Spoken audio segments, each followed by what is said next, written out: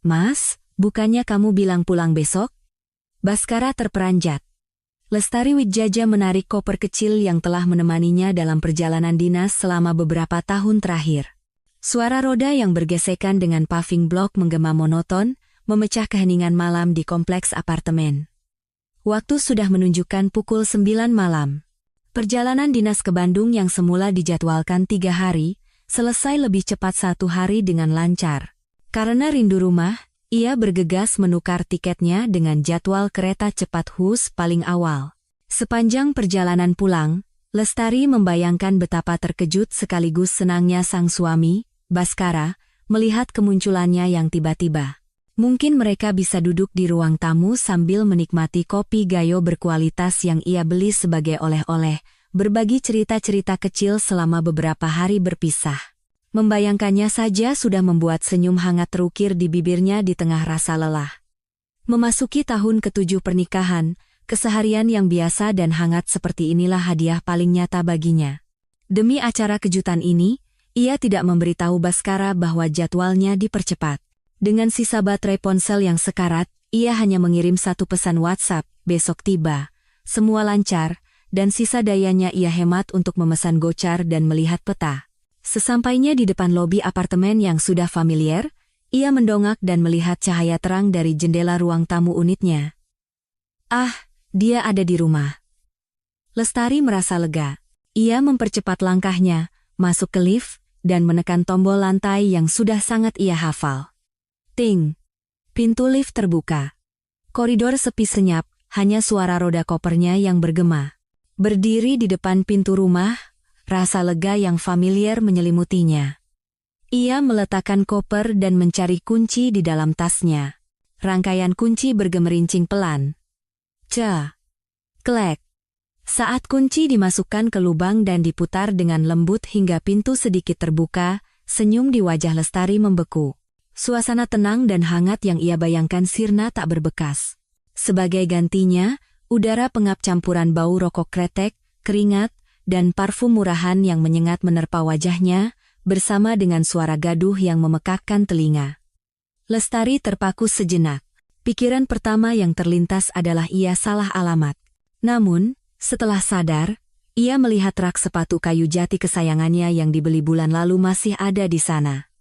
Hanya saja, kini lantai di sekitar rak itu dipenuhi sepatu-sepatu asing yang berantakan. Sepatu olahraga berlumpur, sandal jepit plastik aneka warna, beberapa pasang sepatu pantofel yang terlihat murahan, bahkan sepasang sepatu bot kerja yang usang. Sandal rumahnya yang bersih dan rapi terlempar ke pojok, dengan jejak kaki hitam tercetak jelas di atasnya. Jantungnya serasa mencelos. Tanpa sadar, ia mendorong pintu hingga terbuka lebar. Pemandangan di hadapannya membuatnya darahnya serasa mendidih. Ruang tamu penuh dengan asap rokok. Sofa kainnya yang semula bersih kini diduduki penuh sesak oleh orang-orang asing, pria dan wanita, tua dan muda. Setidaknya ada 10 orang. Seorang pria duduk menyilangkan kaki sambil mengembuskan asap rokok dan menjentikkan abunya begitu saja ke lantai. Beberapa orang lain tertawa terbahak-bahak sambil memakan kuaci yang ia letakkan di meja, kulitnya berserakan di mana-mana.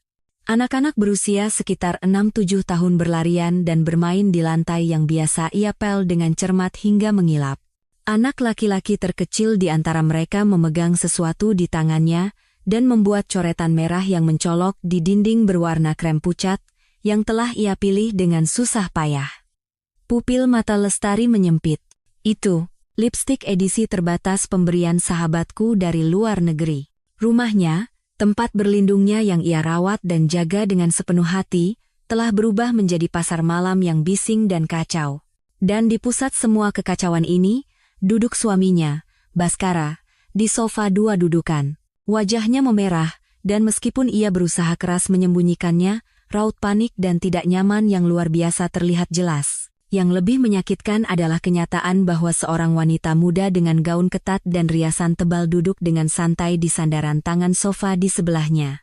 Satu tangannya bahkan dengan santai diletakkan di bahu Baskara, dan ia tampak sedang mengatakan sesuatu sambil tersenyum dan memiringkan kepalanya. Tatapan Baskara bergerak gelisah. Kemudian, saat ia melihat Lestari yang berdiri mematung di ambang pintu, Warna seketika hilang dari wajah Baskara, menjadi pucat pasi. Ia melompat dari sofa seolah tersengat listrik. Gerakan tiba-tiba itu nyaris menyenggol wanita di sebelahnya. Matanya membelalak, mulutnya ternganga.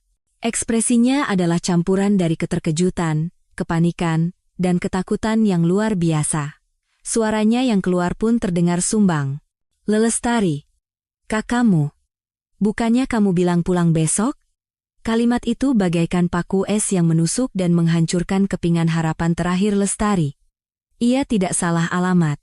Tempat ini, yang tampak seperti diduduki oleh orang-orang asing, jelas adalah rumahnya, dan pria yang panik itu jelas adalah suaminya.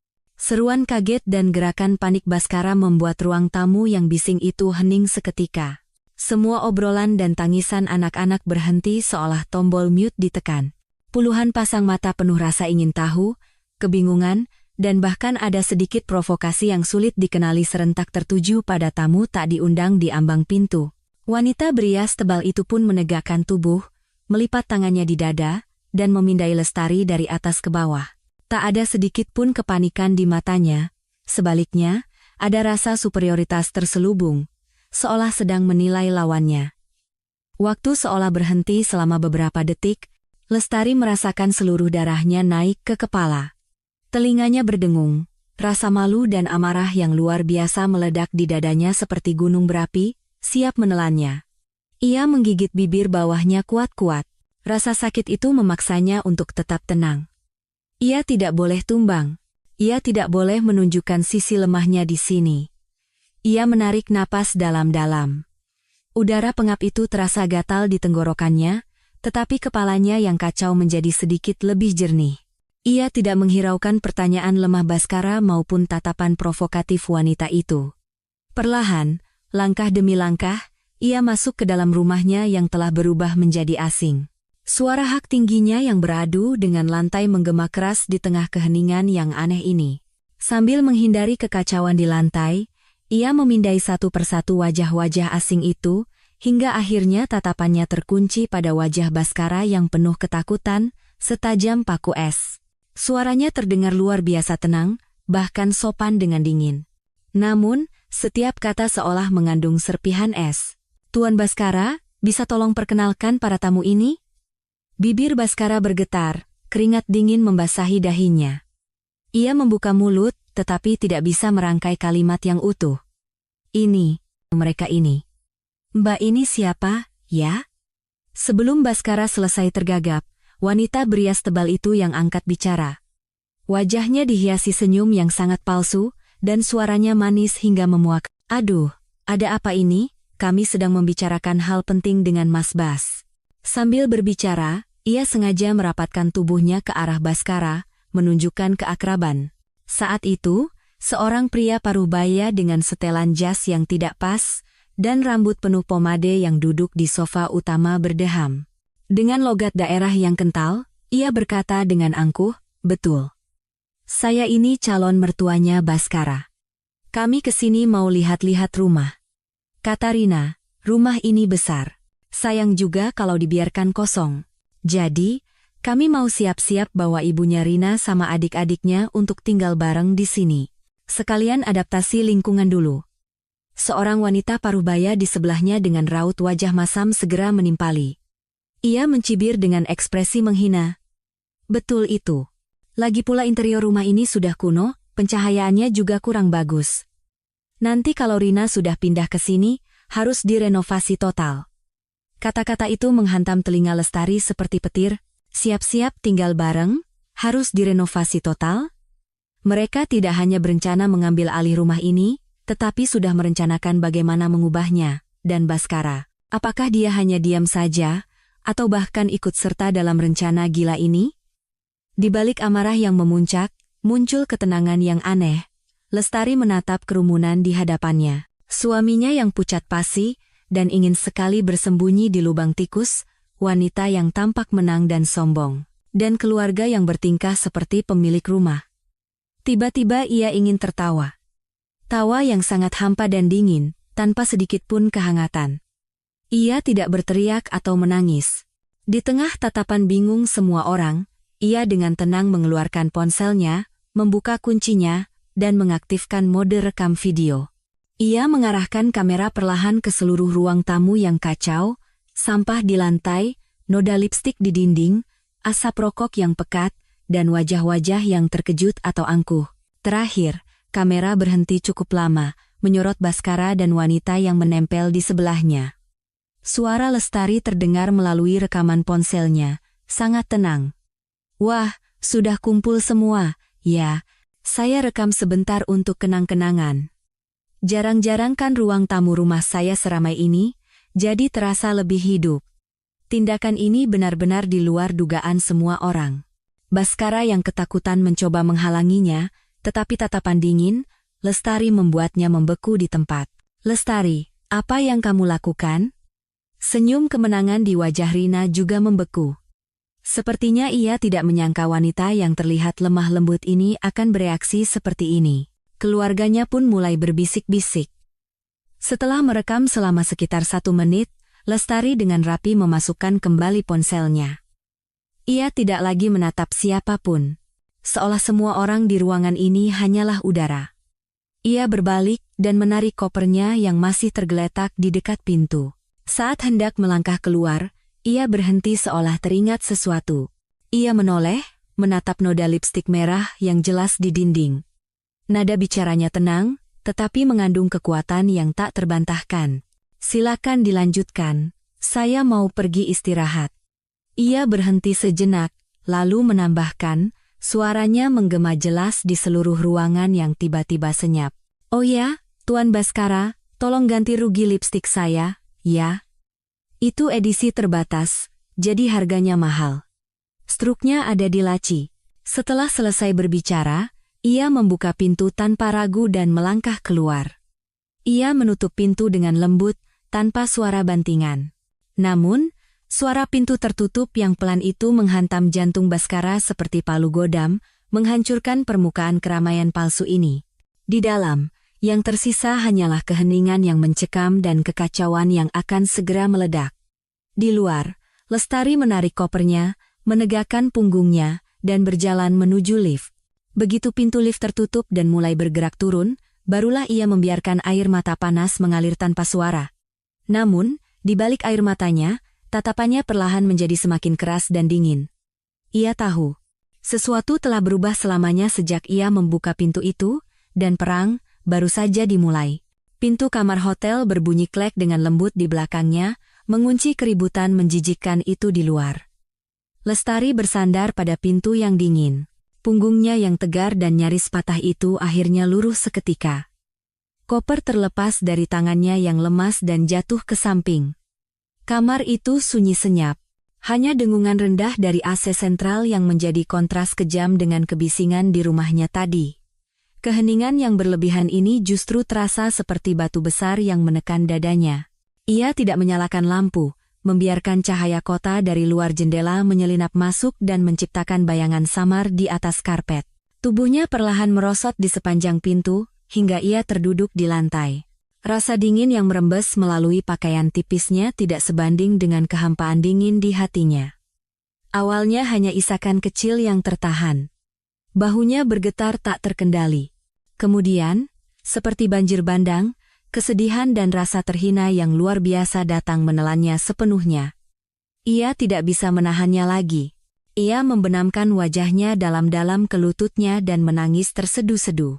Air mata panas menetes deras ke karpet murah hotel, meninggalkan noda gelap. Tangisannya menggema di kamar yang kosong, penuh dengan keputusasaan, kemarahan, dan rasa sakit yang menusuk akibat pengkhianatan total. Kapan terakhir kali rumah yang kini terasa asing dan menjijikkan itu menjadi istana cinta yang ia dan Baskara bangun sedikit demi sedikit? Saat mereka baru lulus kuliah. Keduanya tinggal di sebuah kamar kos sempit seluas kurang dari 20 meter persegi. Di musim kemarau, mereka bertahan hanya dengan satu kipas angin butut tanpa AC. Baskara selalu mengarahkan kipas itu padanya, sementara ia sendiri mandi keringat. Di musim hujan, atap sering bocor, dan ia akan menambalnya sambil mengeluh dengan canda. "Nanti kalau kita punya rumah sendiri, kita pastikan atapnya yang paling bagus." Dengan semangat itulah mereka bekerja mati-matian dan berhemat. Lestari tidak membeli baju baru selama bertahun-tahun demi mengumpulkan uang. Makan siangnya seringkali hanya nasi putih dengan sedikit lauk yang ia bawa dari rumah. Baskara, sebagai seorang sales, pernah masuk rumah sakit karena pendarahan lambung setelah minum-minum dengan klien. Saat Lestari menangis di samping tempat tidurnya, Baskara memegang tangannya dan berkata, "Tidak apa-apa, sayang. Kalau aku sukses nanti, aku akan membuatmu hidup senang." Akhirnya, mereka berhasil mengumpulkan cukup uang untuk membayar uang muka KPR dan membeli apartemen mereka saat ini. Pada hari pindahan, mereka berdua berlarian di rumah baru itu, dengan gembira merencanakan di mana akan meletakkan sofa dan rak buku. Karena anggaran interior yang terbatas, banyak pekerjaan yang mereka lakukan sendiri. Baskara mengecat dinding dengan canggung hingga seluruh tubuhnya belepotan cat, sementara Lestari tertawa terpingkal-pingkal sambil membantunya. Saat itu, hidup memang sulit, tetapi hati mereka hangat, dan masa depan terasa cerah. Sejak kapan semuanya berubah? Mungkin sejak 3 tahun lalu, ketika Baskara dipromosikan menjadi manajer tim penjualan. Ia menjadi semakin sibuk, acara hiburan dengan klien semakin banyak, dan waktu pulangnya semakin malam. Awalnya, Lestari berusaha memahami kesibukannya.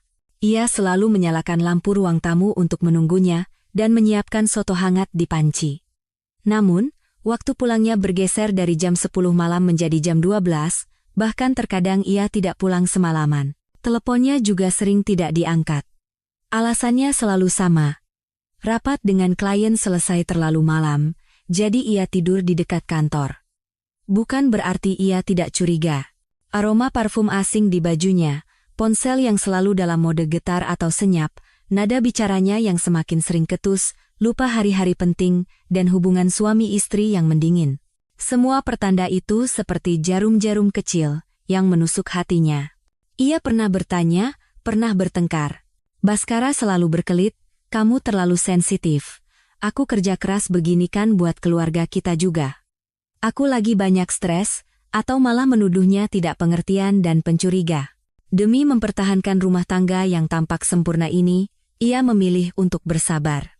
Mungkin ini hanya sementara. Setelah masa sulit ini berlalu, semuanya akan baik-baik saja, ia menenangkan dirinya sendiri. Ia semakin rajin mengurus rumah, membersihkannya hingga tak ada setitik debu pun, mencoba merebut kembali pria yang dulu penuh kasih itu dengan makanan hangat dan lingkungan yang nyaman. Ada kesempatan emas dari kantornya untuk mengikuti pelatihan di luar negeri selama setengah tahun. Itu adalah kesempatan besar untuk kariernya, tetapi ia ragu karena harus meninggalkan rumah terlalu lama. Akhirnya, ia menolaknya. Ia takut jika ia pergi terlalu lama, rumah tangga ini akan benar-benar hancur. Namun, semua pengorbanan dan pengabdiannya tidak membuatnya kembali, malah mendatangkan penghinaan yang lebih parah. Beraninya Baskara membawa wanita itu, dan keluarga asing itu, ke rumah mereka. Duduk di sofa mereka, menggunakan cangkirnya, dan menginjak-injak semua yang telah ia tata dengan sepenuh hati. Lipstik itu adalah hadiah ulang tahun dari sahabatnya, Citra. Ia sendiri enggan memakainya karena terlalu sayang, tapi sekarang digunakan oleh anak laki-laki berandalan itu untuk mencoret-coret dinding. Arga. Erangan kesakitan yang tertahan keluar dari tenggorokannya. Lestari mengangkat kepalanya. Wajahnya basah oleh air mata. Warna merah menyala di dinding, wajah panik Baskara, tatapan provokatif wanita itu, sikap angkuh keluarga itu. Pemandangan itu berputar-putar di kepalanya seperti film rusak, nyaris membuatnya gila. Tidak, aku tidak boleh begini, aku bisa gila. Ia terhuyung-huyung bangkit dan berjalan ke kamar mandi. Ia menyalakan keran dan membasuh wajahnya berkali-kali dengan air sedingin es. Suhu dingin air itu sejenak menenangkan emosinya yang bergejolak. Ia mengangkat kepala dan menatap cermin.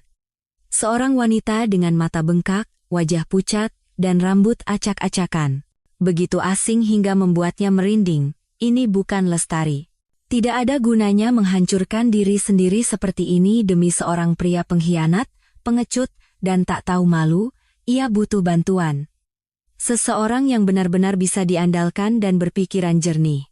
Dengan tangan gemetar, ia meraih ponselnya. Lampu peringatan baterai lemah berkedip. Ia membuka layar dan tanpa ragu menekan nomor yang tersimpan sebagai Mbak Citra. Citra adalah rekan kerja lamanya sekaligus sahabat karibnya. Beberapa tahun lebih tua, Citra memiliki kepribadian yang lugas, cerdas, dan tajam dalam melihat masalah. Ia sendiri pernah mengalami badai dalam pernikahannya, tetapi akhirnya dengan tegas meninggalkan mantan suaminya yang tidak berguna dan sekarang hidup sukses sambil membesarkan anaknya sendirian. Panggilan itu langsung tersambung. Dari seberang terdengar suara ceria Citra. "Halo Tari, kamu pulang naik kereta jam berapa besok? Biar aku jemput, Mbak."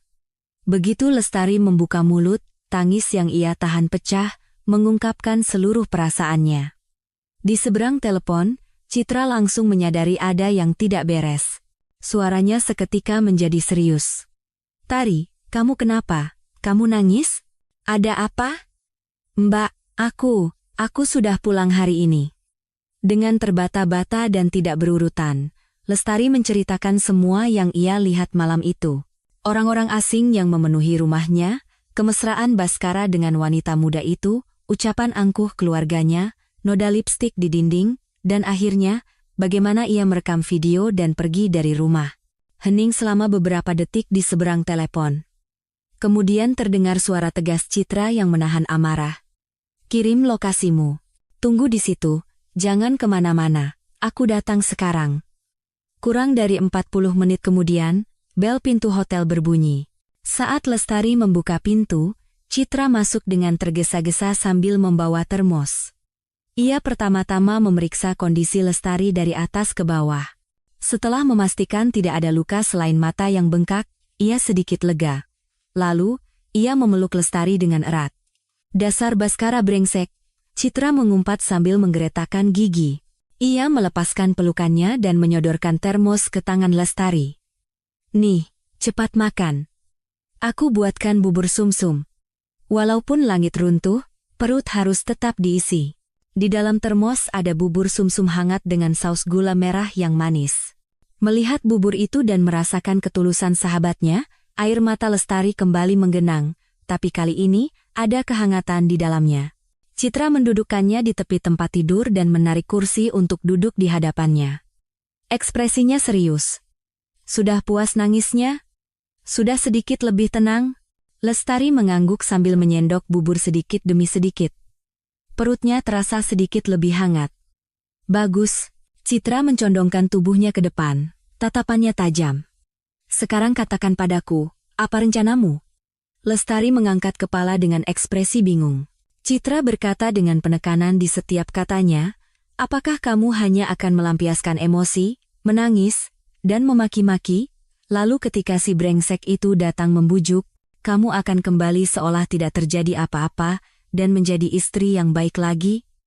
Sambil menahan diri melihat keluarga parasit itu sesekali berpesta di ruang tamumu? Atau, kamu akan benar-benar mengakhirinya kali ini? Lestari mencengkeram sendoknya erat-erat. Kata mengakhirinya terasa begitu berat. 7 tahun pernikahan, begitu banyak kenangan, haruskah semuanya dipotong begitu saja? Citra membaca keraguannya. Nada bicaranya sedikit melunak, tetapi tetap tegas. "Tari, aku tahu kamu sedih dan merasa sayang. Tapi kalau sudah sampai seperti ini bukan lagi sekadar pertengkaran suami istri atau masalah selingkuh biasa. Fakta bahwa dia berani membawa orang-orang itu ke rumah, membiarkan seluruh keluarga perempuan itu menguasai rumahmu, bahkan membiarkan mereka merencanakan cara mengambil alih rumahmu, itu artinya apa? Artinya dia sudah sama sekali tidak menghargai perasaanmu dan rumah tangga kalian. Bisa jadi dia sendiri sudah terjebak dengan keluarga itu dan tidak bisa keluar. Kalau kamu lemah sekarang, itu sama saja dengan sengaja menjerumuskan diri ke dalam api." Lestari teringat wajah-wajah tak tahu malu keluarga Rina dan Baskara yang tampak begitu kecil dan panik di hadapan mereka, keraguan yang samar di hatinya seketika sirna. Citra benar. Itu bukan lagi Baskara yang ia kenal. Rumah itu pun sudah ternoda. "Aku tidak mau kembali," Lestari mendengar suaranya sendiri.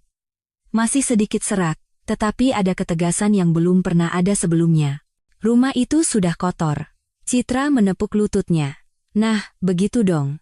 Kalau kamu tidak mau kembali dan dihina, mulai sekarang kita harus pikirkan cara untuk mendapatkan keuntungan maksimal. Bhaskara harus membayar semua perbuatannya. Citra mulai menganalisis dengan dingin. Pertama, kendalikan emosimu. Jangan pernah terlihat lemah di depannya lagi. Air mata dan amarahmu sekarang tidak ada harganya. Itu hanya akan membuatnya berpikir kamu masih bisa diinjak-injak. Caramu meninggalkan rumah dengan tenang malam ini sudah sangat bagus. Pertahankan itu. Kedua, bukti. Video yang kamu rekam itu bagus sekali. Tapi itu tidak cukup. Untuk cerai, apalagi untuk menjadikan dia pihak yang bersalah agar pembagian hartanya lebih sedikit atau bahkan kamu bisa menuntut ganti rugi, kita butuh bukti yang kuat. Contohnya, foto-foto mesra mereka, riwayat chat, bukti transfer uang ke perempuan itu. Kalau bisa dapat bukti mereka tinggal bersama, lebih bagus lagi. Ketiga, lindungi asetmu.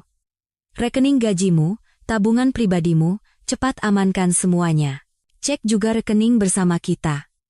Apakah ada penarikan uang dalam jumlah besar yang tidak wajar belakangan ini? Aku yakin Bhaskara sudah menghabiskan banyak uang untuk perempuan itu dan keluarganya.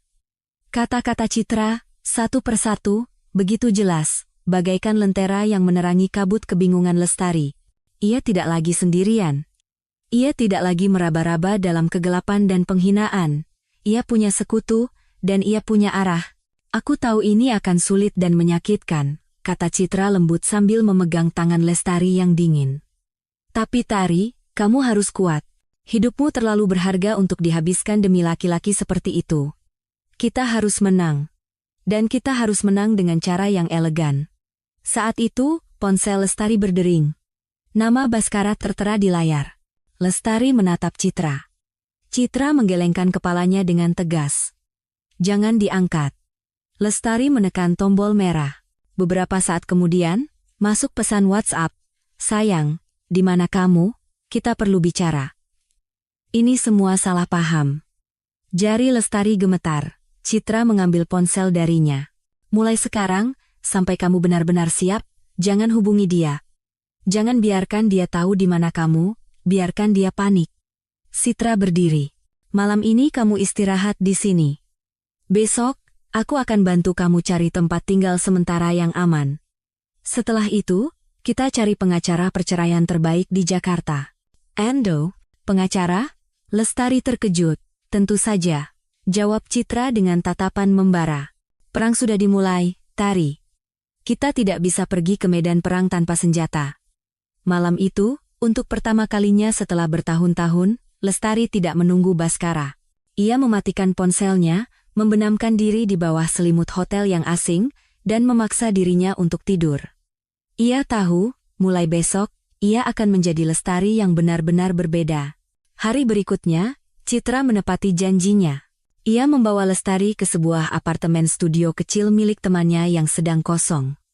Apartemen itu tidak besar, tetapi bersih dan rapi. Yang terpenting, aman dan privat. Lestari pindah ke sana diam-diam, tanpa memberitahu Bhaskara sedikitpun. Teror telepon dan WhatsApp dari Bhaskara tidak berhenti. Awalnya berisi penyesalan dan permohonan maaf. Tari, aku salah. Aku benar-benar hilaf sesaat. Tolong dengarkan penjelasanku. Rina yang lebih dulu mendekati dan menggodaku. Aku sedang stres berat. Kemudian berubah menjadi tuntutan cemas. Kamu di mana sebenarnya? Kenapa tidak balas pesanku? Kita sudah 7 tahun bersama, apa kamu tidak mau memberiku satu kesempatan lagi? Bahkan ada ancaman terselubung, jangan buat masalah ini jadi besar. Ingat, separuh dari rumah itu juga milikku.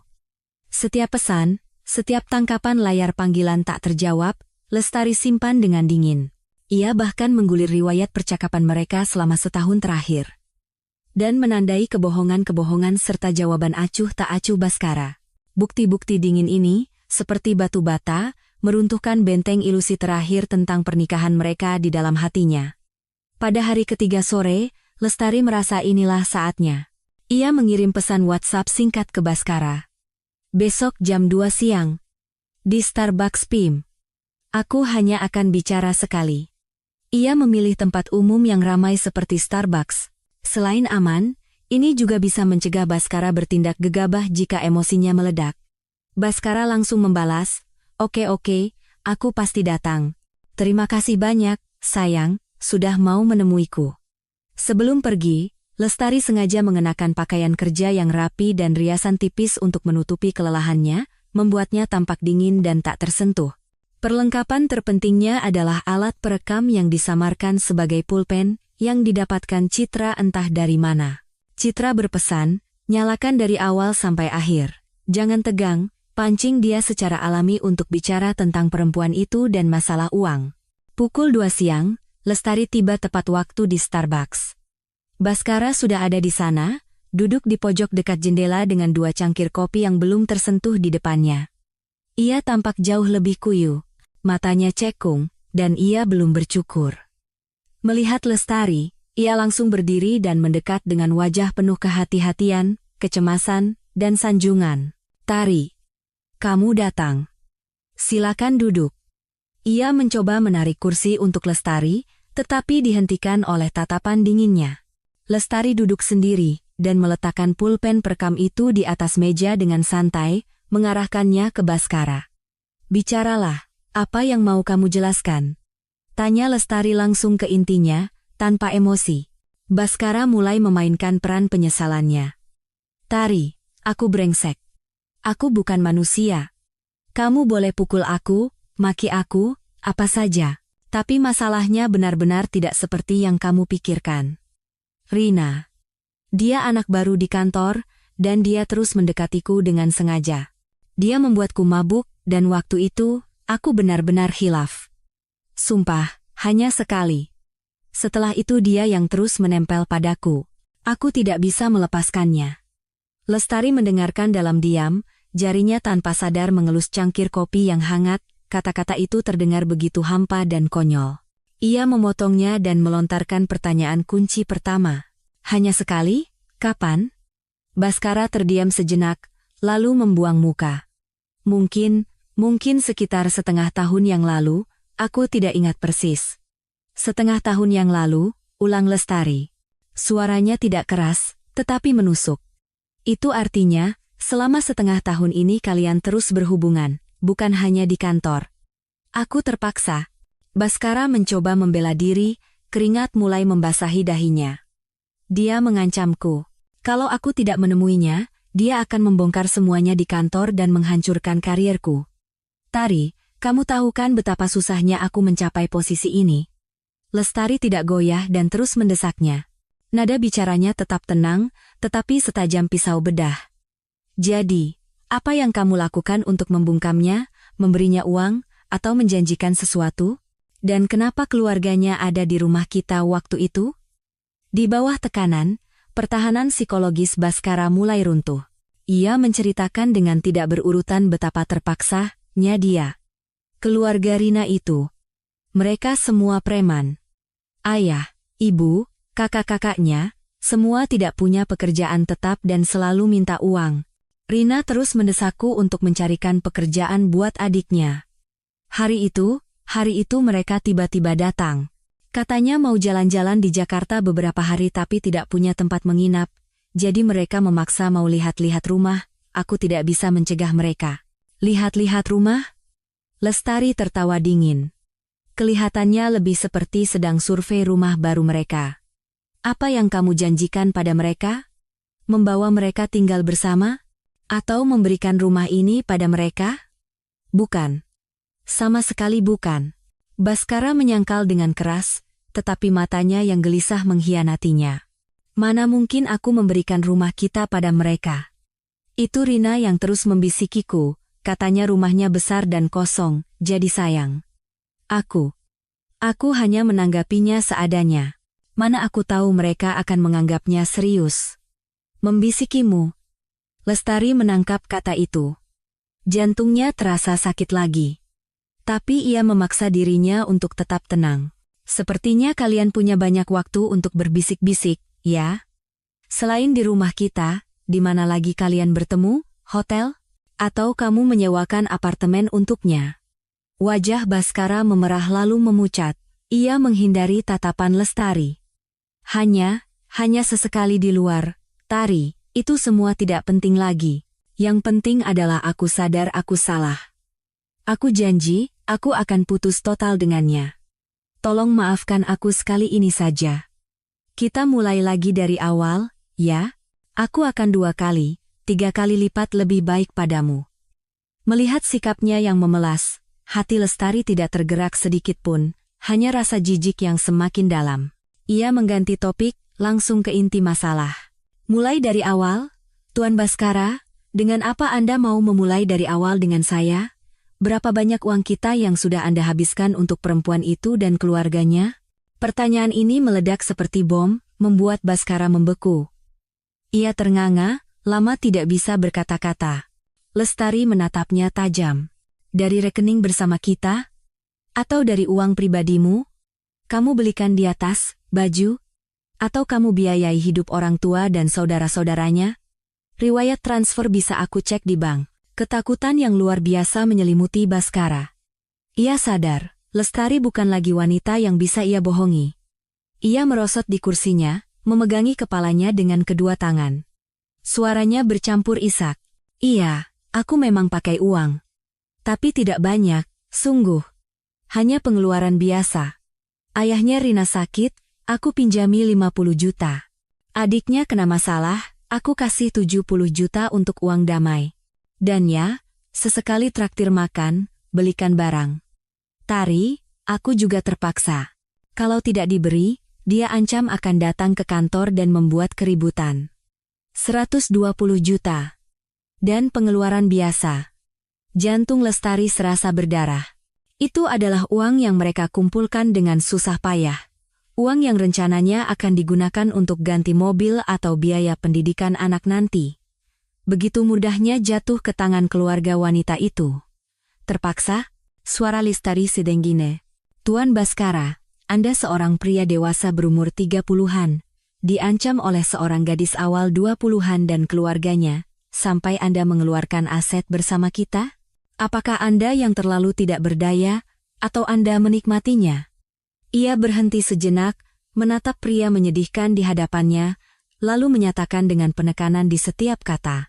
Setiap rupiah dari harta bersama kita adalah hak saya juga. Anda telah menggunakan aset dalam jumlah besar tanpa persetujuan saya. Ini bukan lagi masalah moral. Saya akan menunjuk pengacara untuk melihat apakah uang ini bisa ditarik kembali, dan tanggung jawab apa yang harus Anda pikul dalam pembagian harta gonogini kita. Cerai?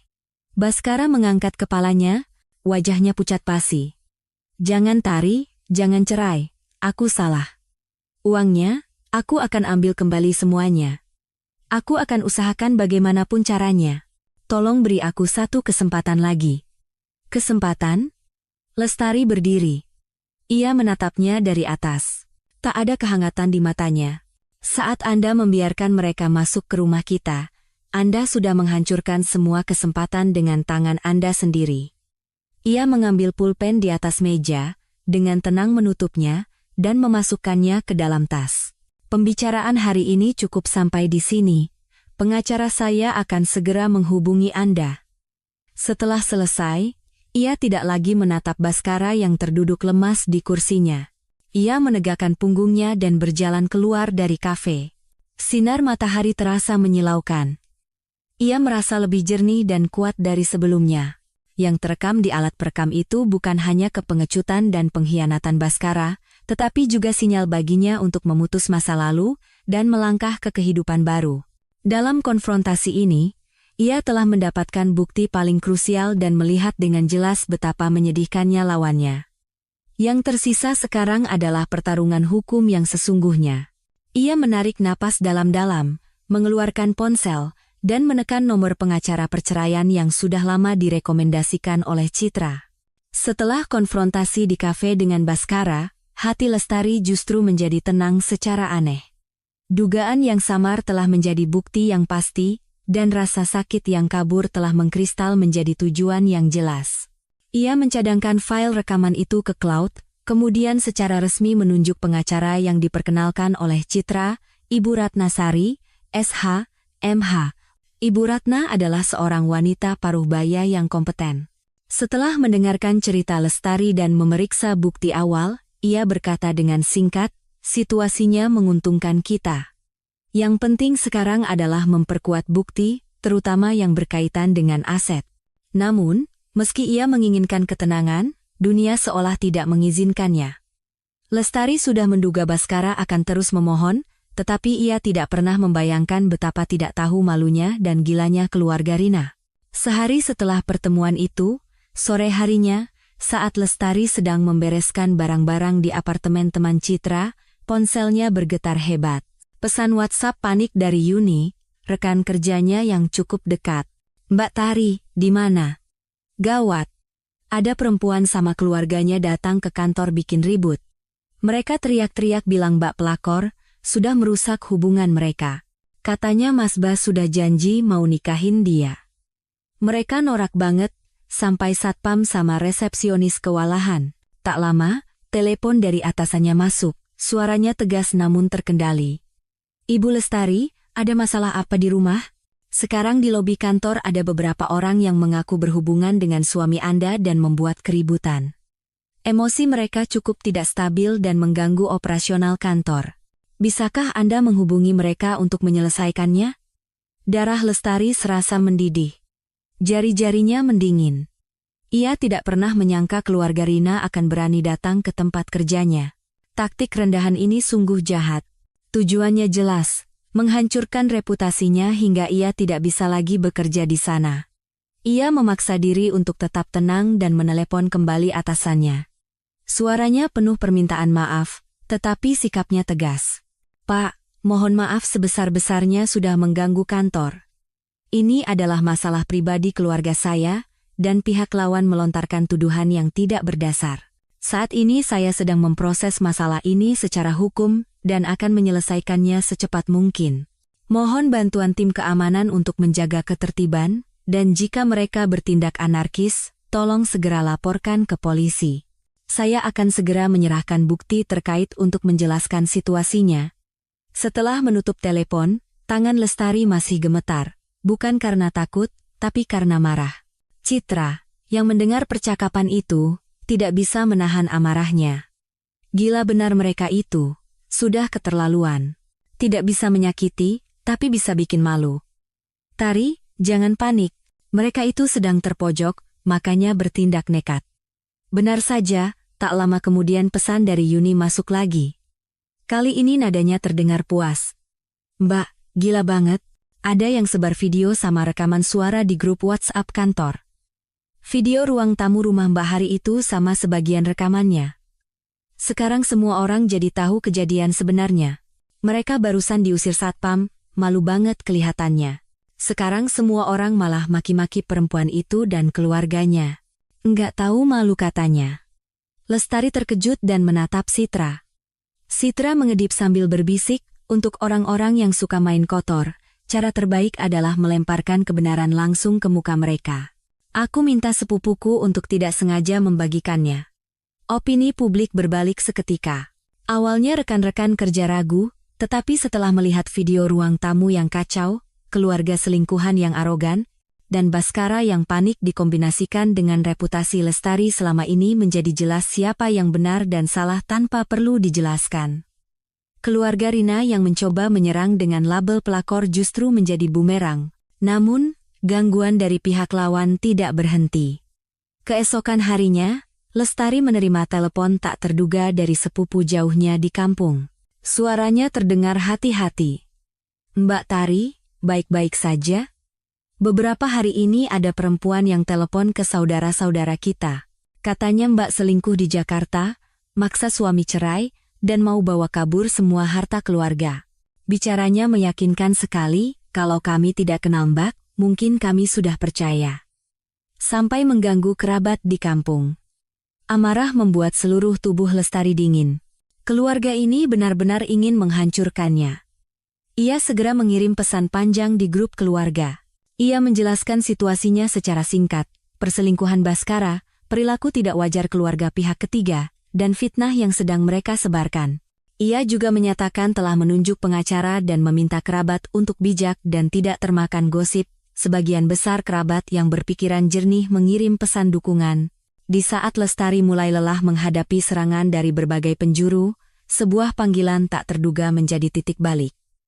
Peneleponnya, Ibu Baskara, ibu mertuanya. Lestari ragu sejenak, lalu mengangkatnya. Dari seberang terdengar suara cemas dan khawatir ibu mertuanya. Tari Enduk, kamu tidak apa-apa? Mendengar suara familiar ibu mertuanya, hidung Lestari terasa panas, dan kesedihan yang ia tahan nyaris meledak. Ia menahan isak dan berusaha menjawab dengan tenang. Ibu, Tari tidak apa-apa. Tidak apa-apa bagaimana? Suara ibu mertuanya bercampur dengan rasa iba dan amarah. Ibu sudah dengar semua kelakuan anak kurang ajar itu. Tadi tetangga telepon, cerita ada perempuan yang datang ke kantormu bikin ribut. Baskara main gila di luar, kan? Keributan yang dibuat keluarga selingkuhan di kantor rupanya sudah sampai ke kampung halaman melalui orang-orang. Ibu mertuanya bukan orang berpendidikan tinggi, tetapi ia adalah wanita desa yang bijak dan tradisional. Ia sangat menjaga nama baik keluarga, dan yang terpenting, ia sangat menyayangi menantunya yang baik dan berbakti ini. Ibu. Lestari bingung harus menjawab apa. Jangan bela dia, kata ibu mertuanya tegas. Dia memang anakku, tapi aku tahu sifatnya. Beberapa tahun ini kelakuannya makin tidak benar. Tari, kamu sudah banyak sabar. Ibu besok beli tiket ke Jakarta. Jangan kira keluarga kita ini keluarga sembarangan yang bisa diinjak-injak orang tidak jelas. Ibu, tidak usah. Tari bisa selesaikan sendiri. Lestari tidak ingin merepotkan ibu mertuanya yang sudah tua. Apanya yang tidak usah? Sikap ibu mertuanya tidak tergoyahkan. Yang berbuat salah anakku? Masa ibu sebagai ibunya diam saja melihat menantu ibu dihina orang lain? Tunggu. Ibu segera ke sana. Ibu mau lihat perempuan licik mana yang berani mengganggu menantuku. Keesokan sorenya, ibu mertuanya benar-benar datang setelah menempuh perjalanan jauh. Lestari menjemputnya di stasiun. Sambil membawa banyak oleh-oleh dari kampung, ibu mertuanya langsung memegang tangan Lestari begitu melihatnya, memindainya dari atas ke bawah, lalu matanya memerah. Ya ampun, kurus sekali kamu. Pasti tidak makan, tidak bisa tidur, ya. Setelah mengantar ibu mertuanya ke tempat tinggal sementaranya, beliau bahkan tidak sempat minum air. Ia langsung menyuruh Lestari menelepon Baskara. Memerintahnya untuk segera datang. Sepertinya Baskara juga tidak menyangka ibunya akan datang tiba-tiba. Ia baru muncul setelah lebih dari setengah jam. Saat masuk dan melihat wajah kaku ibunya serta ekspresi tenang Lestari, ia langsung ciut. Ibu, kenapa datang? Kalau ibu tidak datang, kamu mau berbuat seenaknya sampai lupa daratan, hah? Ibu mertuanya menggebrak meja dengan keras. Baskara, ibu sama bapak dulu mengajarimu apa? Jadi orang itu harus punya nurani. Apa salahnya Lestari sama kamu? Apa salahnya dia sama keluarga kita? Berani-beraninya kamu berbuat kotor di luar, bahkan membawa perempuan liar itu sama keluarganya masuk ke rumah. Apa semua sekolahmu itu tidak ada gunanya? Baskara hanya bisa menunduk dimarahi, membela diri dengan suara pelan. Bukan begitu Bu, Rina itu, dia yang menggoda dan terus menempel. Dia menggoda lalu kamu mau? Kamu baru pertama kali lihat perempuan, apa? Ibu mertuanya marah hingga seluruh tubuhnya gemetar. Kalau dia menempel, ya lapor polisi atau jauhi dia. Ibu lihat juga kamu diam-diam menikmati, kan? Lalu berani-beraninya membiarkan dia membuat keributan di kantor Lestari. Benar-benar mencoreng muka keluarga kita. Bantahan terpaksa dari Baskara hancur berkeping-keping. Terakhir, ibu mertuanya menunjuk hidung Baskara dan berkata dengan penekanan di setiap kata, Baskara, dengar baik-baik. Selama ibu masih hidup, perempuan licik itu tidak akan pernah bisa menginjakan kaki di rumah keluarga kita. Ibu hanya mengakui Lestari sebagai menantu. Kalau kamu masih punya sedikit nurani, segera selesaikan urusanmu dengan pihak sana, minta maaf yang benar sama Lestari, dan minta ampunannya. Kalau kamu masih tidak sadar dan terus berurusan dengan orang-orang kotor itu, ibu juga tidak akan menganggapmu anak lagi. Camkan itu. Kemunculan tiba-tiba dan sikap tegas ibu mertuanya bagaikan jangkar yang menstabilkan situasi yang goyah di pihak Lestari. Ibu mertuanya tidak hanya memberikan dukungan emosional yang besar, tetapi juga secara praktis menekan Baskara agar tidak bisa sepenuhnya berpihak pada keluarga Rina. Ibu mertuanya tinggal bersamanya. Wanita bijak itu tidak menanyakan rencana detail Lestari. Ia hanya memasak setiap hari dengan menu yang berbeda, menemaninya mengobrol, dan menunjukkan dukungannya dengan cara yang paling sederhana. Dengan adanya pilar kuat seperti ibu mertuanya, Lestari merasa punggungnya semakin tegap. Ia tahu, ia tidak lagi sendirian dalam pertarungan ini. Dan taktik-taktik rendahan keluarga Rina, di hadapan orang tua, yang telah banyak makan asam garam kehidupan, dan sangat menjunjung tinggi realitas serta nama baik seperti ibu mertuanya, tampak semakin konyol dan tidak berdaya. Pertarungan sesungguhnya baru saja akan dimulai. Kehadiran ibu mertua menjadi benteng kokoh yang melindungi Lestari dari gangguan luar. Meski tidak mengerti hukum, kebijaksanaan dan sikap tegasnya memberikan ruang bagi Lestari untuk bernapas dan menyusun rencana. Dengan adanya sang ibu di rumah, Baskara terlihat jelas lebih takut. Ia bahkan tidak berani sering menelepon, apalagi datang mengganggu. Gangguan dari keluarga Rina juga mereda untuk sementara. Entah karena takut pada wanita tua yang galak itu, atau sedang menyusun rencana jahat lainnya. Ketenangan ini hanya di permukaan. Lestari tahu ia harus segera memanfaatkan waktu ini untuk mengambil alih kendali. Di bawah bimbingan jarak jauh dari Ibu Ratna, perang pengumpulan bukti tanpa suara pun dimulai. Langkah pertama adalah memeriksa kondisi keuangan keluarga. Untuk itu, ia harus kembali ke rumah yang telah memberinya luka mendalam itu. Pada suatu pagi hari kerja, memperkirakan Baskara sudah di kantor, Lestari bersama ibu mertuanya berdiri di depan pintu rumah yang terasa familiar sekaligus asing. Ibu mertuanya, dengan kunci yang ia paksa ambil dari Baskara, dengan cekatan membuka pintu. Di dalam, sisa-sisa keributan malam itu masih terasa.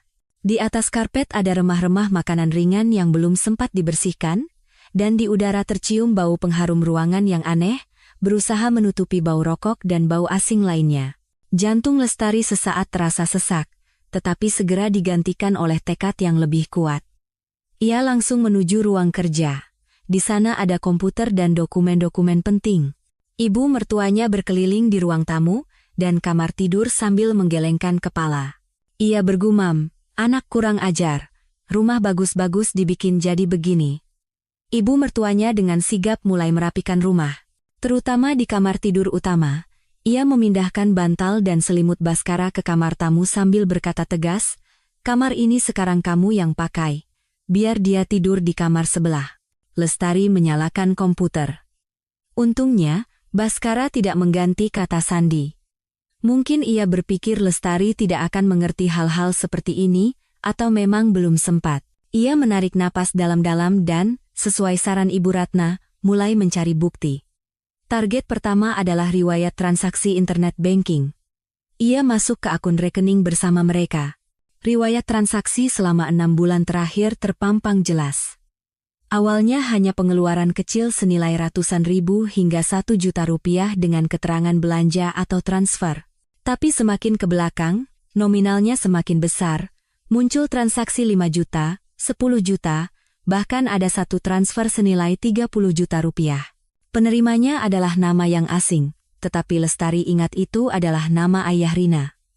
Ada juga bukti transfer 20 juta dengan keterangan pinjaman, dengan penerima adalah adik laki-laki Rina. Hati Lestari mendingin. Ia segera mengambil tangkapan layar dan menyimpan semua transaksi yang mencurigakan. Jika dihitung kasar, dalam setengah tahun ini, uang yang mengalir ke Rina dan keluarganya mencapai hampir 100 juta rupiah. Ini belum termasuk pengeluaran tunai yang tidak terlacak. Selanjutnya, ia mulai memeriksa file dan foto di komputer. Di dalam sebuah folder bernama backup kerja, ia menemukan folder tersembunyi. Di dalamnya ada foto-foto mesra Baskara dan Rina. Latar belakangnya adalah kamar hotel yang asing, dan keduanya tampak sangat intim. Tanggal foto-foto itu tersebar selama hampir 4 bulan.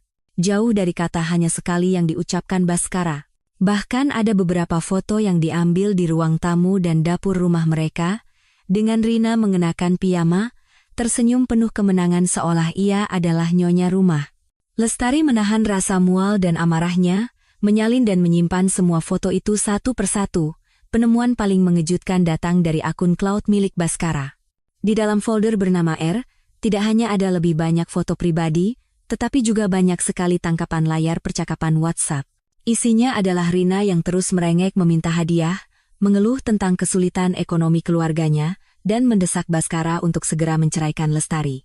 Jawaban Baskara terkadang terlihat enggan, tetapi pada dasarnya ia selalu memenuhi permintaan Rina, bahkan ada janji seperti, "Sabar ya, aku akan segera selesaikan urusan dengan istriku. Rumah ini nanti jadi milik kita." Kata-kata dingin itu bagaikan belati beracun yang merobek habis topeng kemunafikan Baskara. "Tari, ini apa?" Ibu mertuanya, saat merapikan nakas di kamar tidur, menemukan sesuatu yang tak terduga. Di bagian paling bawah laci, terselip beberapa struk belanja dan sertifikat dari toko perhiasan. Struk itu menunjukkan pembelian aksesoris wanita dan tas mewah, dengan tanggal dalam beberapa bulan terakhir. Nominalnya pun tidak sedikit. Di kolom nama pelanggan pada sertifikat perhiasan, tertulis nama Rina. Bukti-bukti menampuk. Lestari mengorganisir semua bukti ini: tangkapan layar transfer bank, foto-foto mesra, riwayat percakapan, struk belanja ke dalam file digital yang rapi dan jelas. Setelah selesai, ia duduk di depan komputer. Seluruh tubuhnya terasa dingin, tetapi ia merasakan ketenangan yang aneh. Dugaan, keraguan, dan menyalahkan diri sendiri kini telah terkonfirmasi oleh bukti-bukti nyata ini. Kebenaran memang menyakitkan, tetapi harapan palsu juga telah hancur total. Dengan bukti-bukti yang terorganisir, Lestari bersama ibu mertuanya kembali menemui Ibu Ratna. Di ruang rapat yang ringkas dan terang di kantor pengacara, Ibu Ratna dengan teliti memeriksa dokumen yang dibawa Lestari, sesekali membuat catatan. Ekspresinya profesional dan dingin, tetapi sorot matanya sesekali menunjukkan pemahaman. "Sangat bagus, Bu Lestari." Ibu Ratna meletakkan dokumen terakhir dan mengangkat kepala. Suaranya tegas. "Bukti-bukti yang Anda kumpulkan ini sangat krusial dan komprehensif. Mulai dari video, data elektronik, hingga bukti tertulis, semuanya membentuk rantai bukti yang sempurna. Ini cukup untuk membuktikan bahwa Tuan Baskara tidak hanya hidup bersama dengan orang lain selama masa perkawinan, tetapi juga telah menyembunyikan, memindahkan, dan menghamburkan harta bersama dengan sengaja." Ia mengambil spidol dan menjelaskan di papan tulis. Menurut Undang-Undang Perkawinan, harta bersama akan diurus berdasarkan kesepakatan kedua belah pihak. Jika tidak tercapai kesepakatan, pengadilan akan memutuskan berdasarkan kondisi spesifik aset, dengan mempertimbangkan hak anak, istri, dan pihak yang tidak bersalah. Selain itu, jika salah satu pihak menyembunyikan, memindahkan, merusak, atau menghamburkan harta bersama, pihak lain dapat menuntut agar bagiannya dikurangi atau bahkan tidak dibagi sama sekali. Ibu Ratna menatap Lestari, tatapannya tajam.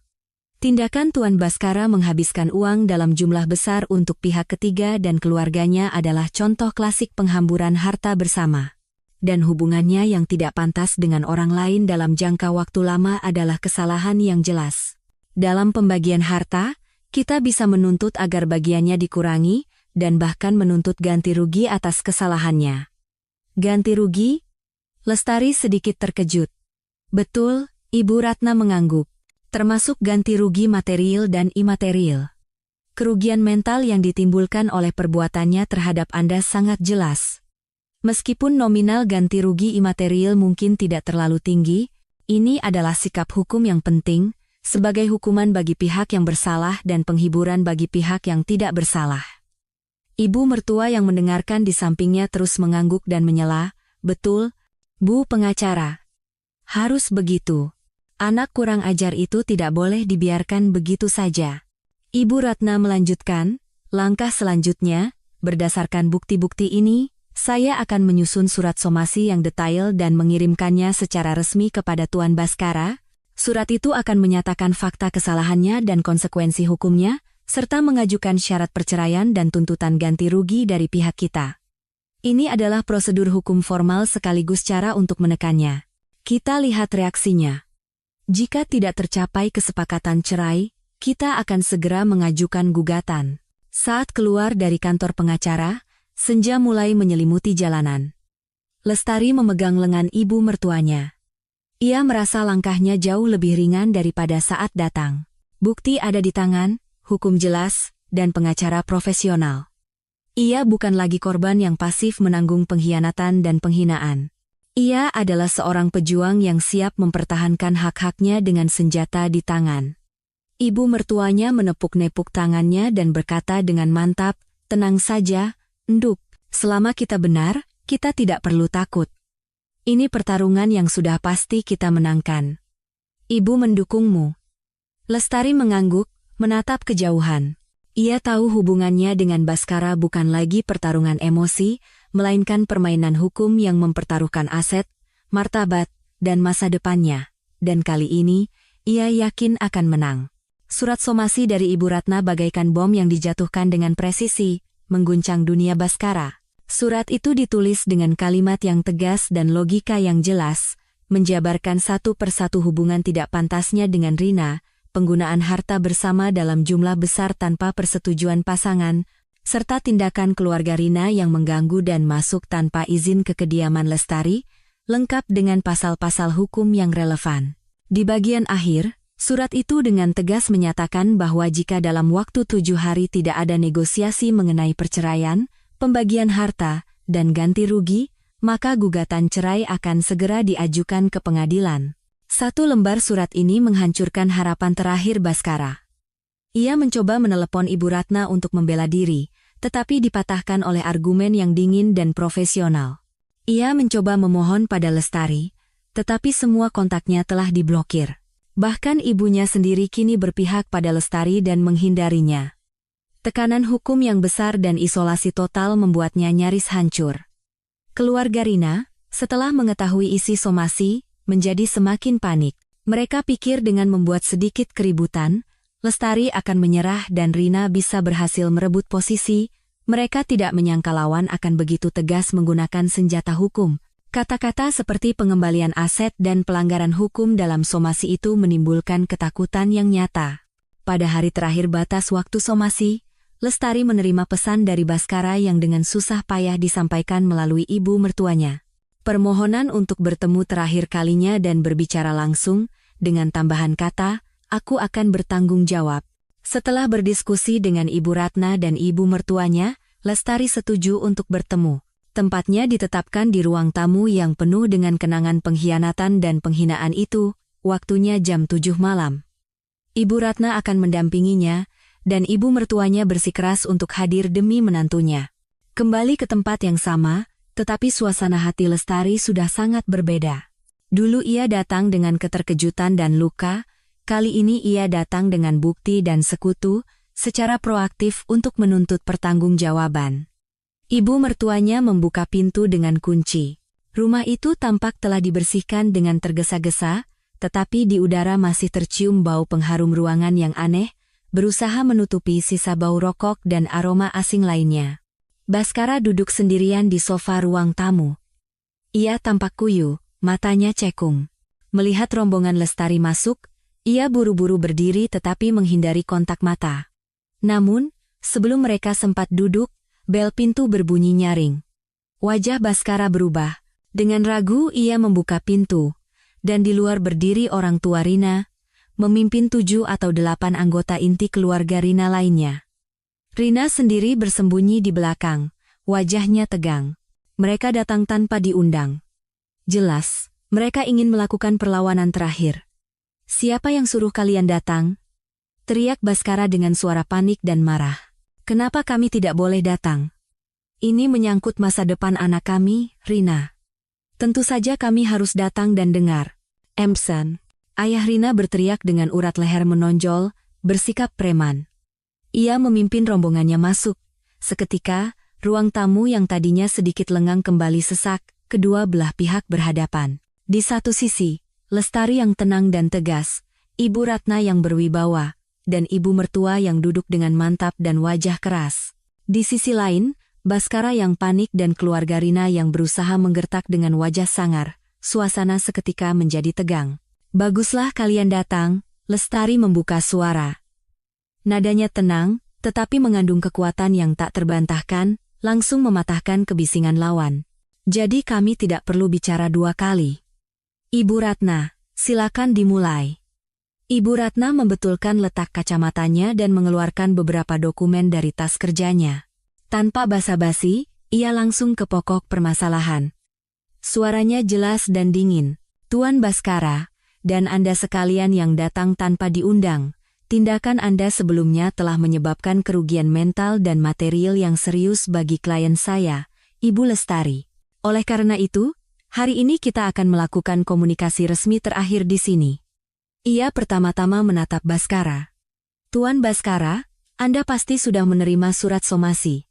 Berdasarkan bukti-bukti yang kami miliki yaitu foto-foto Anda tinggal bersama dengan Nona Rina dalam jangka waktu lama, catatan transfer sejumlah besar uang kepada Nona Rina dan keluarganya, serta riwayat percakapan mengenai rencana perceraian dan pembagian aset sesuai dengan pasal-pasal terkait dalam Undang-Undang Perkawinan, Anda telah melakukan kesalahan serius selama masa perkawinan dan telah menyembunyikan, memindahkan, serta menghamburkan harta bersama.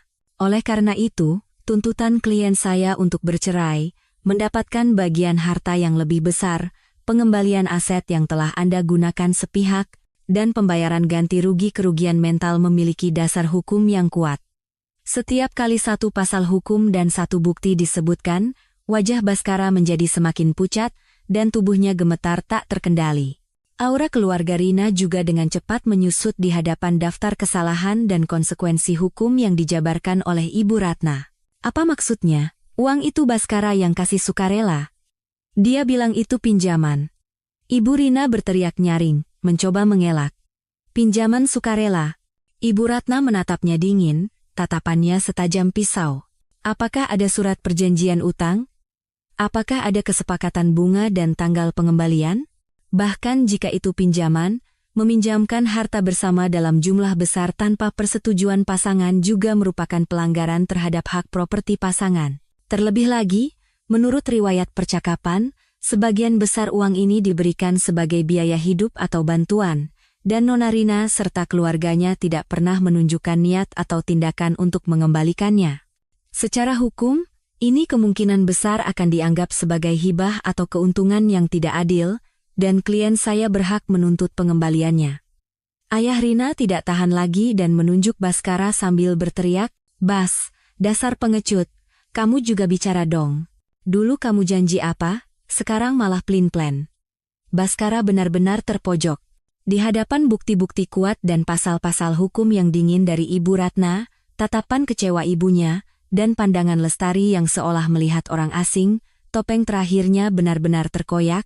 Ia tiba-tiba memegangi kepalanya dan merosot ke lantai, menangis meraung-raung seperti anak kecil. Aku salah. Aku benar-benar salah.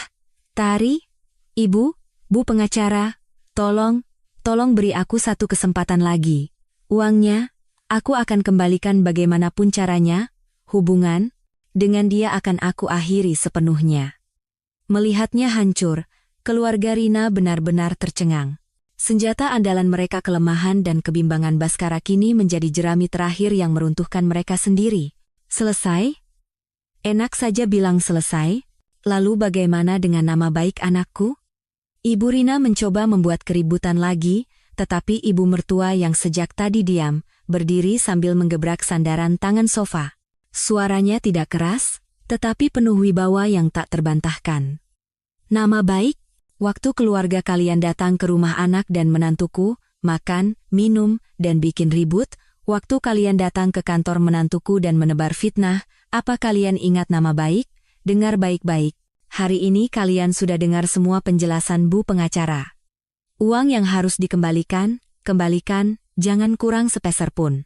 Kalau sekali lagi kalian menggoda anakku atau mengganggu menantuku, sebelum hukum bertindak, saya, orang tua ini, tidak akan tinggal diam. Saya akan pertaruhkan nyawa tua saya ini untuk berurusan dengan kalian sampai tuntas.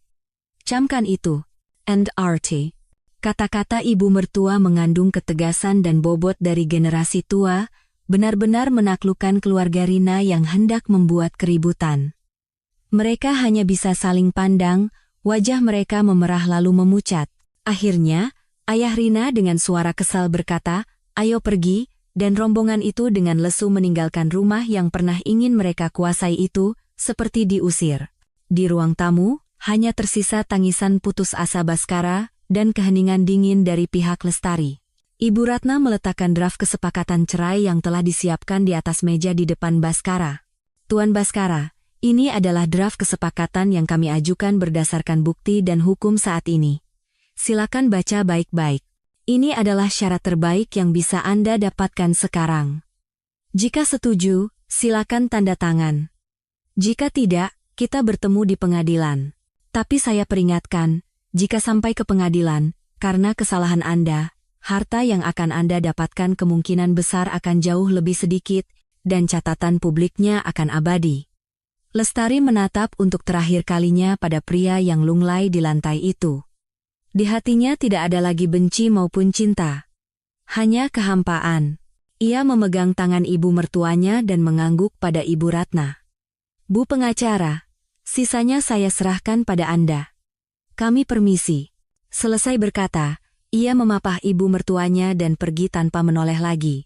Meninggalkan tempat yang pernah menampung begitu banyak mimpi masa mudanya, dan juga memberinya pengkhianatan terdalam. Pintu tertutup di belakangnya. Kali ini, ia tahu, ia benar-benar pergi untuk selamanya. Konfrontasi terakhir di ruang tamu itu berakhir dengan kemenangan mutlaknya. Yang tersisa hanyalah menyelesaikan proses hukum dan menyambut kehidupan barunya yang sepenuhnya miliknya. Saat menandatangani surat kesepakatan cerai untuk terakhir kalinya, momen itu terasa jauh lebih tenang dari yang Lestari bayangkan.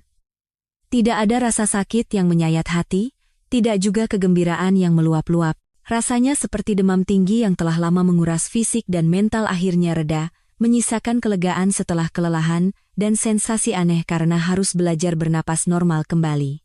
Hasil pembagian harta pada dasarnya mencapai target yang diperkirakan oleh Ibu Ratna. Karena Baskara adalah pihak yang jelas bersalah dan telah menyembunyikan serta menghamburkan harta bersama, Lestari akhirnya mendapatkan 70% dari total aset bersama. Baskara diwajibkan mengembalikan 100 juta rupiah yang telah ia habiskan secara tunai, ditambah dengan pembayaran ganti rugi kerugian mental sebesar 50 juta rupiah. Rumah menjadi milik Lestari, dan Baskara harus mengurus balik nama dalam jangka waktu yang ditentukan. Hasil ini, dalam kerangka hukum, telah melindungi hak-hak Lestari secara maksimal. Setelah semua proses selesai, Lestari seorang diri melihat-lihat beberapa rumah. Akhirnya, ia memilih sebuah apartemen yang tidak jauh dari kantornya. Tidak besar, tetapi pencahayaannya sangat bagus dan memiliki balkon kecil. Ia membayar uang muka dengan uang hasil pembagian harta, dan sebagian besar KPR bisa ia cicil dengan gajinya. Saat mengurus akta jual beli, ketika ia menuliskan namanya sendiri di sertifikat hak milik, ujung penanya sedikit bergetar. Rasa aman yang solid dan sepenuhnya miliknya sendiri menyelimuti hatinya. Interiornya ia rancang sendiri sedikit demi sedikit tanpa desainer. Dindingnya ia cat dengan warna krem hangat, gordennya ia pilih dari bahan linen yang ringan. Balkon ia ubah menjadi ruang kerja kecil sekaligus taman mini, dengan beberapa tanaman hijau dan pot herbal. Tidak ada perabotan mahal, tetapi setiap barang adalah pilihan cermatnya, sesuai dengan selera dan kebiasaannya. Ruang kecil ini, di setiap sudutnya, mencerminkan kehendaknya. Sebuah rumah di mana ia tidak perlu lagi berkompromi dengan siapapun. Ibu mertuanya sengaja datang dari kampung pada hari ia pindahan, membawa banyak sekali makanan dan keperluan. Beliau berkeliling, lalu menyeka sudut matanya sambil bergumam, "Bagus, bagus, terang dan bersih begini, 100 kali lebih baik dari tempat yang suram itu." Ibu mertuanya tidak menyebut nama Baskara sama sekali. Ia hanya berulang kali berpesan agar Lestari menjaga kesehatan dan sering-sering main ke kampung. Lestari tahu, kekecewaan terhadap putranya dan rasa iba padanya diungkapkan melalui dukungan tanpa kata ini. Kasih sayang yang melampaui ikatan darah ini menjadi kehangatan berharga dalam kehidupan barunya. Hidup kembali berjalan di jalurnya. Ia mencurahkan lebih banyak energi pada pekerjaan. Kesempatan pelatihan ke luar negeri yang dulu ia korbankan demi keluarga memang sudah berlalu, tetapi dengan kerja keras dan dedikasinya, ia mendapatkan penilaian yang baik di divisinya. Kenaikan gaji akhir tahun tidak spektakuler, tetapi cukup untuk membuatnya merasa aman. Ia mendaftar di kelas melukis cat minyak yang sudah lama ia inginkan. Setiap akhir pekan, ia pergi ke kelas dengan kanvasnya, menemukan ketenangan dalam warna dan garis. Ia juga mulai rutin berlari. Menyusuri taman dekat apartemennya, merasakan keringat yang membersihkan lelahnya, tubuhnya perlahan menjadi lebih bugar dan kuat. Sesekali, melalui teman-teman atau ibu mertuanya, ia mendengar kabar tentang Bhaskara. Hubungannya dengan Rina tidak bertahan lama. Di tengah tekanan uang dan realitas, apa yang mereka sebut cinta itu dengan cepat memudar. Begitu keluarga Rina merasa tidak ada lagi yang bisa diperas darinya, mereka dengan cepat meninggalkannya. Karier Bhaskara juga terkena imbas besar akibat skandal itu. Ia pindah ke perusahaan lain, tetapi kabarnya tidak berjalan mulus. Mendengar berita-berita ini, hati Lestari tidak lagi beriak. Rasanya seperti mendengar cerita tentang orang asing. Ia sadar, hukuman terbesar bukanlah dari luar, melainkan belenggu yang harus ditanggung oleh si pelaku kesalahan sendiri dan lintasan hidupnya yang pasti menurun. Ia tidak perlu lagi membuktikan kebenarannya melalui kemalangan Bhaskara. Suatu Sabtu sore, cuaca cerah. Lestari sedang mencoba mesin kopi barunya di balkon, menyeduh secangkir kopi yang harum. Ia merebahkan diri di beanbag dan membuka buku yang sudah lama ia beli tetapi belum sempat dibaca. Angin sepoi-sepoi membawa aroma segar dari tanaman-tanamannya, ponselnya tergeletak tenang di samping. Tidak ada pesan pekerjaan yang harus segera dibalas, tidak ada desakan dan pertengkaran yang mengganggu pikiran. Saat itu, bel pintu berbunyi. Ternyata Citra membawa sekotak egg tart yang masih hangat. Wah, santai sekali hidup nyonya, canda Citra sambil memandangnya. Ia menyodorkan egg tart itu, wajahmu jauh lebih cerah sekarang. Sedikit lebih berisi juga. Sepertinya makanmu teratur, ya. Lestari tersenyum dan menuangkan kopi untuknya. Mereka berdua duduk di balkon, makan egg tart dan minum kopi, mengobrol tentang gosip kantor dan kegiatan sekolah anak Citra. Sungguh, kata Citra sambil menatapnya serius. Kalau dipikir-pikir lagi, rasanya masih seperti mimpi, ya? Lestari memegang cangkir kopinya, menatap sinar matahari cerah di luar dan anak-anak yang bermain di bawah. Setelah hening beberapa saat, ia tersenyum perlahan, senyum lega yang tulus dari hati. Mbak, jujur saja, kadang kalau sedang sendiri, kejadian mengerikan itu masih suka teringat. Tapi anehnya, sekarang kalau teringat, hatiku tidak sakit atau benci lagi. Malah, ada sedikit rasa terima kasih pada pengalaman itu. Ia berhenti sejenak, merangkai pikirannya. Kalau aku tidak didorong sampai ke titik terendah itu, mungkin aku masih akan bertahan dalam cangkang yang kelihatannya utuh, tapi di dalamnya sudah busuk. Mungkin aku tidak akan pernah tahu bahwa aku punya keberanian untuk meruntuhkan semuanya dan memulai lagi. Hal-hal yang dulu terasa seperti akhir dunia, sekarang kalau kupikirkan, itu hanyalah cara hidup yang paling keras untuk membongkar kebohongan dan mendorongku secara paksa keluar dari jalur hidup yang salah. Citra mengangguk setuju. Kalau kamu bisa berpikir seperti itu, berarti kamu sudah benar-benar melewatinya. Iya. Lestari menghirup dalam-dalam udara yang beraroma kopi. Meskipun kadang merasa kesepian, tapi perasaan hidup untuk diriku sendiri dengan begitu jelas dan nyata seperti ini, aku sangat menyukainya. Ia tidak mengucapkan kata-kata klise seperti aku baik-baik saja, tetapi tatapan matanya, kondisinya, dan rumah kecil yang penuh dengan jejak pribadinya ini, tanpa ragu menceritakan kekuatan yang tenang dan tangguh. Ia telah berdamai dengan masa lalu, bukan dengan memaafkan orang-orang yang telah menyakitinya, tetapi dengan melepaskan dirinya sendiri yang dulu terperangkap dalam ilusi pernikahan dan terus-menerus menyalahkan diri. Ia akhirnya sadar. Rekonsiliasi sejati adalah memahami semua pengalaman yang diberikan oleh kehidupan baik maupun buruk dan dengan pemahaman itu, terus melangkah maju. Senja mewarnai balkon dengan cahaya keemasan yang hangat, tawa Lestari dan Citra berbaur dengan angin sepoi-sepoi. Kehidupan baru mungkin masih akan memiliki tantangan, tetapi fondasinya kini hangat dan cerah. Bab pertama yang penuh badai dalam ceritanya telah usai. Dan bab kedua yang akan ia tulis sendiri baru saja membuka halaman pertamanya yang penuh harapan.